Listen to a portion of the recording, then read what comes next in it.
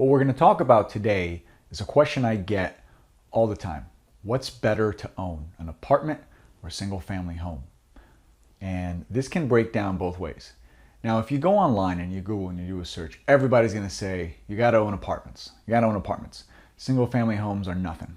Too much risk, too much liability, and on and on and on and on. So I've had both, and I'm going to tell you the best approach that I have found, and maybe some of them will work for you. All right. So the biggest thing and let's break them down one at a time. All right. Let's go with homes first. Now, if you have a single family home, let's just say it's a 3-2, right? 3-2, 2-car garage, just a regular home out in the middle of nowhere. This is what I have found in my experience.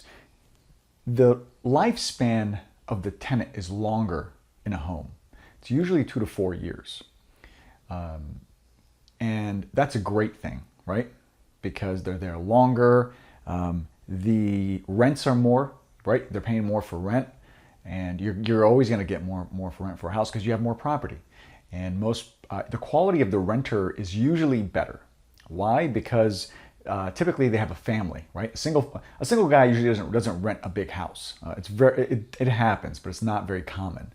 So you've got a family in there. They might have pets. Maybe they need a boat, a trailer. They need more space, and they have a lot more upkeep. But they're going to take care of the home a lot better, and that's a fantastic way to look at somebody who's watching your investment. Utilities also are all passed through to the renter. Most cases, you're not going to have the owner pay water or electric or whatever. You're going to have the tenant put everything in their name and pay for everything, which is fantastic. Now, the downside is a couple things. Number one, if there's something breaks, anything like that, you have to fix it. Unless if you work out a deal, which I have done and I have explained to you how to do, if you let the renter know, hey, listen, you fix whatever's going on up to a certain amount, send me the bill. Maybe it's the blinds are messed up, the appliances, whatever it is. That could help you a lot more than taking phone calls. So the need for property management kind of gets reduced, and you can do it a lot yourself. Now, the thing I don't like about it is when you're vacant, you could be vacant for a month, maybe 2, and now you're losing your rent. So you've lost 2 months possibly in a year, which could hurt, and that's not good. The approach I like to say is don't go out there and try to find homes to rent, but if you own a house you live in and you're leaving, then you could rent that house to someone, right? Because that's not typically you didn't go out there to invest in that property. You have it, you could sell it. I like that approach a little bit if you are going to rent homes. I found that to be a little easier of a transition. Now, let's talk about apartments. And I'm talking about small apartments here. I'm not talking about 100 units like all the big boys want you to buy. This could be an 8-unit building. It could be a 4, 6, whatever, something small. And let's say, in this case, they're all 2 bedrooms, 1 bath. They're all simple, nothing crazy. The renter pool is larger in apartments. Typically, you can find renters quicker in apartments than you can in houses.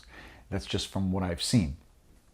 Also, the cost to maintain is a lot less. Why? Because in apartments, you're using the same ceiling fans, the same countertops. It doesn't have to always be granite. It could be whatever it is. You're just streamlining everything, right?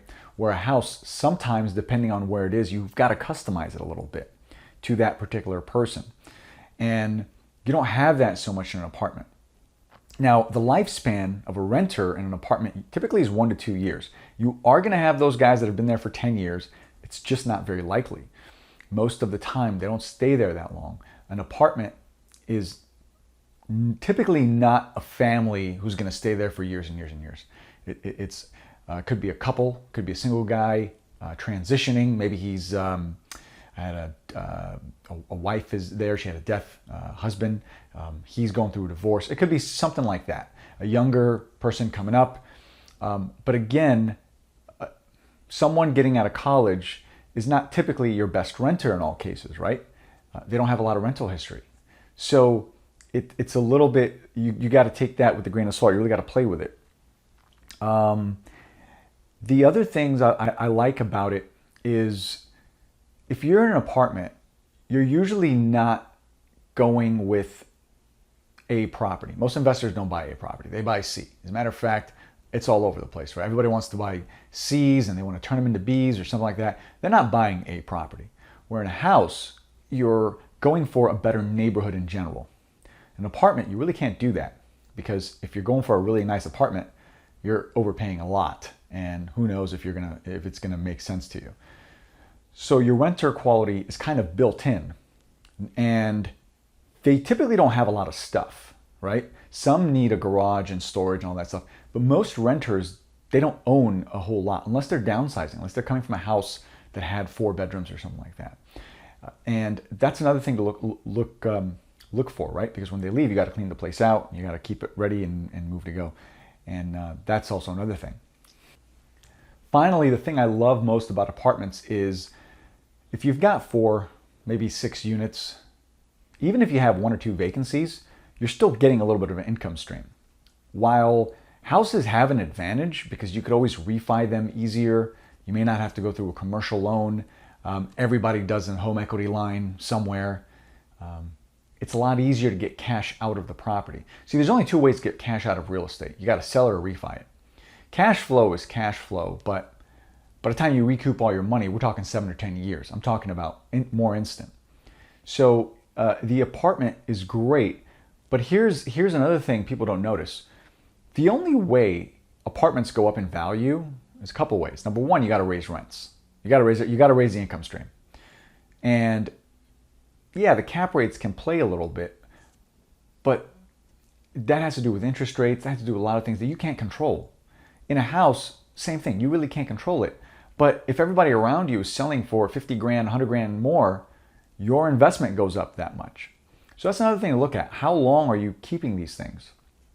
If you're buying an apartment, you're keeping it forever, then you're going to have much more safety built in. And that was kind of a tip I wanted to give you guys today. I hope it was helpful. If you have any questions on it, definitely let me know. Reach out to me and I'm glad to help you out.